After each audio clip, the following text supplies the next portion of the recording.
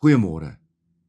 Jy luister vanoggend na die 76ste oordeenking in die reeks, 'n paar maal om die son. Ons tema vanoggend is passie of doelgerigtheid.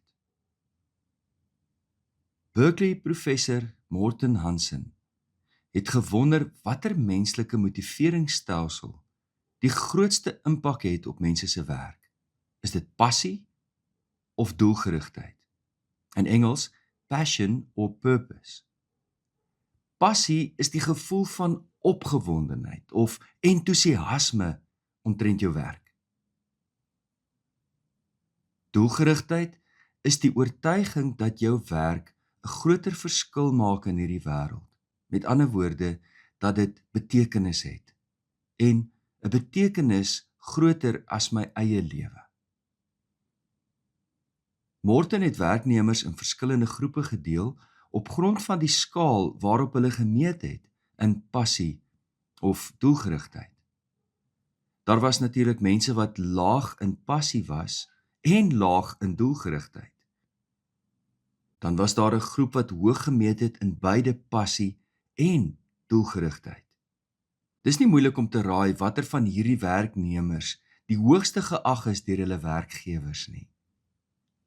Sonder dat werkgewers die resultate geken het van hierdie toetse, het hulle diegene wat hoog was in passie en in doelgerigtheid in die 80% skaal geplaas van effektiwiteit en die ouens wat laag gemeet het in beide in die 20% skaal van effektiwiteit.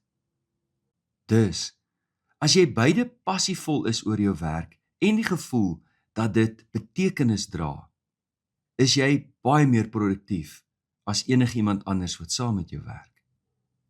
Dit het 'n mens verwag. Kom ons maak dit nou meer interessant. Hoe sou dit lyk as mense net in een eienskap hoog meet en in die ander een laag?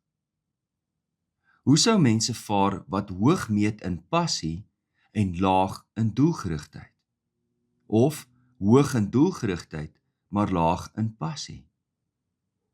Wat dink jy is die belangrikste eienskap? Troef passie doelgerigtheid of troef doelgerigtheid passie? Die resultate het navorsers absoluut verstom.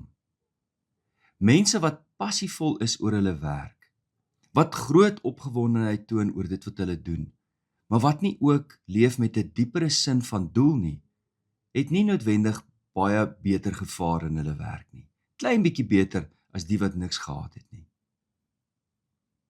Diegene wat egter die gevoel gehad het dat hulle werklik vir 'n doel hier is, al sou hulle laag wees in passie, was baie meer effektief in hulle werk. Dus, 'n mens hoor so baie keer toesprake waar vir jong mense gesê word, leef jou passie uit. Maar dit is nie die belangrikste faktor in die lewe nie. 'n Baie beter en inspirerende motiveringspraatjie sou wees: leef 'n doelgerigte lewe. Natuurlik is dit nog beter as jy albei het, beide 'n doelgerigtheid en 'n passie. Wat Morten in sy navorsing bevind het Viktor Frankl dekades vroeër reeds geweet. Koop tog vir jou die boek Man's Search for Meaning. Dit is reeds in 1946 geskryf, 1 jaar na die einde van die Tweede Wêreldoorlog. Maar dis nog steeds in druk. Dit bly een van die mees herdrukte en invloedrykste boeke van die 20ste eeu. Waarom sou dit so gewild bly? Want Frankl het een van die diepste menslike vrae aangespreek. Hoe leef 'n mens jou lewe as jy gestroop is van alles? Jou geliefdes, jou werk, jou huis, jou herkoms, jou waardigheid, ja selfs jou naam. Hy het net 'n nommer geword. Nommer 119104. Frankl het bevind dat die enigste manier hoe mense daardie absolute hel van die konsentrasiekampe kon oorleef, was om 'n doel te hê om voor te leef. Hoe klein daardie doel ook al verander sou lyk, maar sonder 'n doel het mense eenvoudig net moed opgegee en gesterf. 'n Belangrike vraag waaroor ek wonder, is hoe 'n mens uitkom by so 'n lewensdoel. Hoe vind 'n mens jou lewensdoel? Of skep jy dit? Is dit 'n skat wat net elders onontdek lê en jy moet dit vind?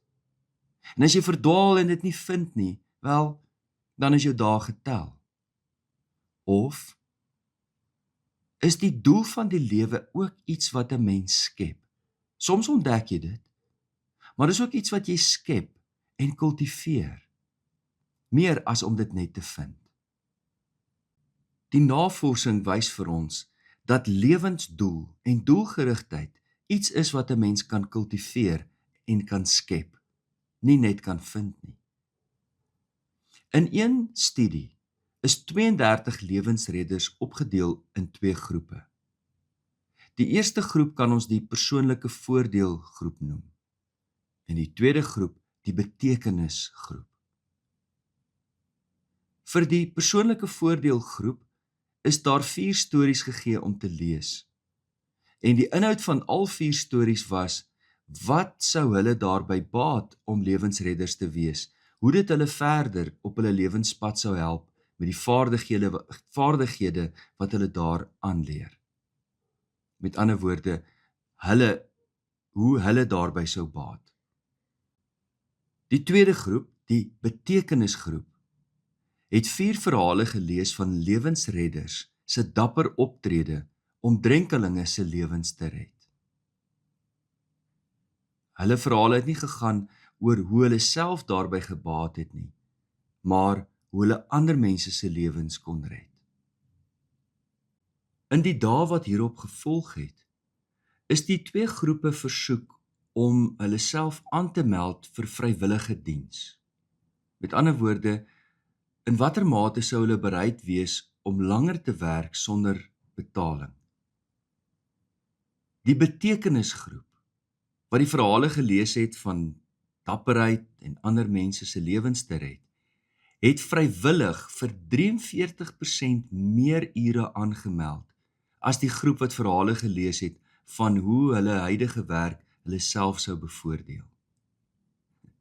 En die wonder hiervan is dat daardie sessie waar hulle die 4 stories gelees het, slegs 30 minute lank was. Net 30 minute. En kyk wat 'n reuse verskil dit gemaak het.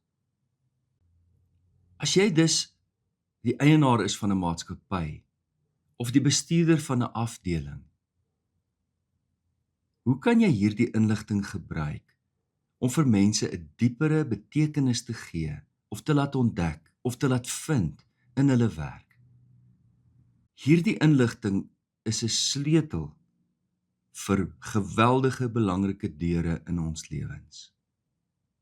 Kom ek vertel 'n laaste storie vanoggend.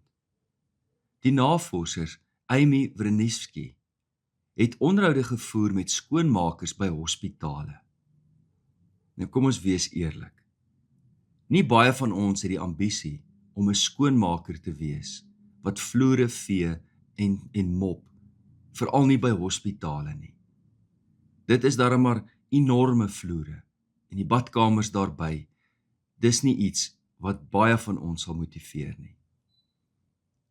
Ek het self al baie keer gewonder, hoe motiveer jy jouself om daardie werk te doen? Hoe bly jy so blymoedig? Baie keer sal hulle so vriendelik groet en wonder ek, hoe op dese aarde kry jy dit reg om jouself te bly motiveer om vloere te vee en vloere te was elke dag van jou lewe? Hier is 'n interessante bevinding. Die navorser het bevind dat hierdie oënskynlike vervelige werk vir sommige diep betekenis kan dra. Soos een skoonmaker wat agtergekom het dat pasiënte in hospitale dikwels eensaam is, alleen voel, ja selfs bang is, en niemand het om mee te praat nie. Dink maar net baie keer in die middernagtelike ure waar mense ronddwaal wat bekommerd is of hartseer. Daarom het hierdie skoonmaker gesê, terwyl hy die vloere mop, begin hy sommer so in die verbygaan 'n gesprek aanknoop met hulle wat in die gange ronddwaal of in die badkamers inkom. En kort voor lank was dit sy bediening. Hy help mense om minder eensaam te voel, om iemand te hê om mee te praat. Verstaan my mooi, ek dink nie om 'n skoonmaker te wees is 'n minderwaardige werk nie. Die punt wat ek wil maak is net, hoe hou jy dit interessant genoeg om gemotiveerd te bly? Hoe vind jy 'n doel in daardie werk? Wel, baie duidelik. Kan 'n mens in enige werk wat jy doen, doelgerig leef, 'n diepere doel vind, of skep, of kultiveer? Wat neem jy vanmôre uit hierdie oordeenking met jou saam?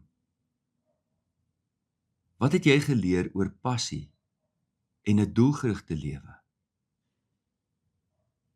Wat dink jy sê dit vir ons van God as skepper? Ons gebed vanmôre kom uit die groot gebedeboek. Here, U het vir die verlamde man wat U genees het gesê, staan op, vat jou draagbaar en gaan huis toe. Dit het vir hom sekerlik onmoontlik gelyk, maar U het geweet dat U hom daartoe in staat sou stel. Here, vandag voel ek verlam van vrees en onsekerheid oor die dagtaak wat vir my voorlê. My probleme lyk vir my onoorkomelik, onhanteerbaar. Bemagtig my, Here, met U krag, sodat ek kan opstaan, my dagtaak opneem en voortgaan met die lewe. In Jesus naam. Amen. C.H. Langenhoven het gesê, die man wat aldaar lekker kos het, eet nooit lekker nie. En die man wat heel jaar vakansie hou, het geen enkele rusdag nie. Liefde en 'n geseënde dag vir elkeen.